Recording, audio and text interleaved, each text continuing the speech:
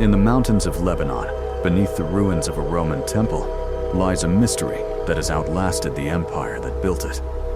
This is the Trilithon 3 stone blocks, each weighing close to 800 tons. Together, they form the largest cut stones ever placed by human hands. Every surface still carries the marks of the tools that shaped it precise, deliberate, and undeniably ancient. But precision isn't the mystery. The mystery is scale. No crane built today could lift a single one of these stones. For centuries, archaeologists have studied this site, searching for the method behind the impossible. Every joint, every measurement, has been recorded, and still, no official record explains exactly how it was done. Stand beneath one of these blocks, and the question becomes impossible to ignore. The Romans built extraordinary things. But even by their own standards, this site stands apart. From above, the full complex reveals its ambition, a temple built to outlast time itself. Before we can understand how these stones got here, we have to understand who tried first and why they stopped. To understand the Trilithon, researchers had to look beyond the temple itself.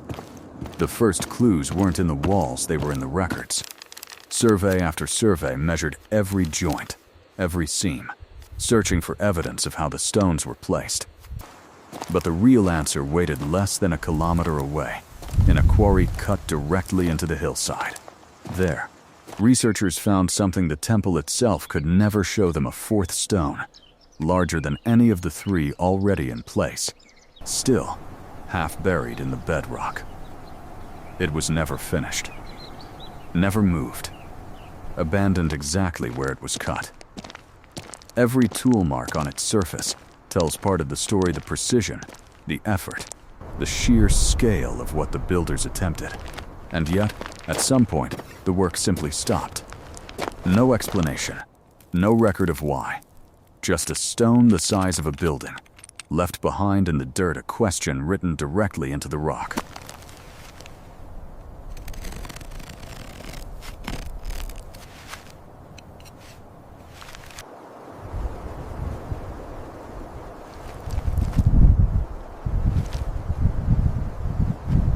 The evidence, when it finally comes together, doesn't point to magic, it points to method. Look closely at the joints between the Trilithon's blocks, and you find seams cut with almost no visible gap. A level of precision that speaks to careful, deliberate engineering.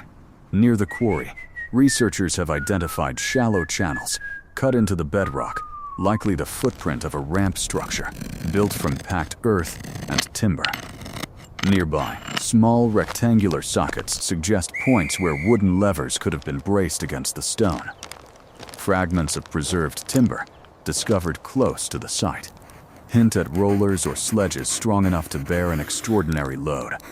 Combine a ramp, levers, rollers, and enough manpower, and the leading theory takes shape: not one dramatic invention, but a coordinated system, refined over years of Roman engineering.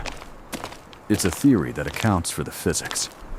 What it doesn't fully explain is why, with all of that capability, one final stone was left behind, unfinished, in the exact place it was cut.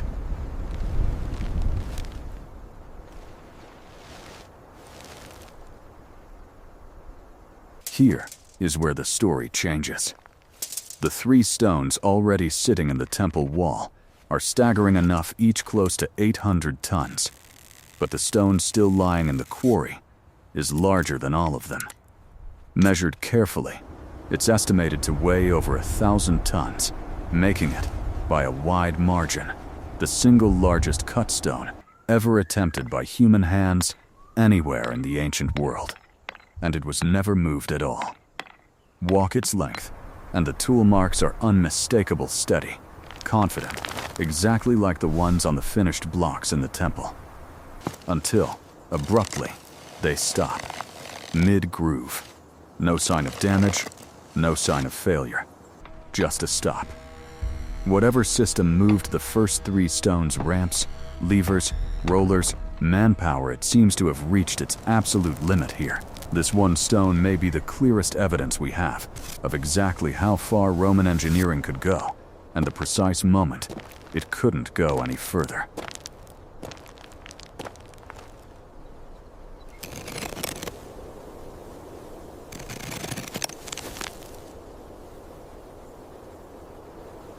Here is where the story changes. The 3 stones already sitting in the temple wall are staggering enough, each close to 800 tons. But the stone still lying in the quarry is larger than all of them. Measured carefully, it's estimated to weigh over 1,000 tons, making it, by a wide margin, the single largest cut stone ever attempted by human hands anywhere in the ancient world. And it was never moved at all. Walk its length, and the tool marks are unmistakable, steady, confident, exactly like the ones on the finished blocks in the temple. Until, abruptly, they stop, mid-groove. No sign of damage, no sign of failure, just a stop. Whatever system moved the first 3 stones, ramps, levers, rollers, manpower, it seems to have reached its absolute limit here. This one stone may be the clearest evidence we have of exactly how far Roman engineering could go, and the precise moment it couldn't go any further. We now understand the how, or at least the most likely version of it. Ramps, rollers, rope, and thousands of hands working in coordination, a solution grounded entirely in known ancient engineering. But understanding the method doesn't answer everything. It doesn't explain why the builders pushed to a scale beyond anything else in the Roman world, on this one hillside, for this one temple.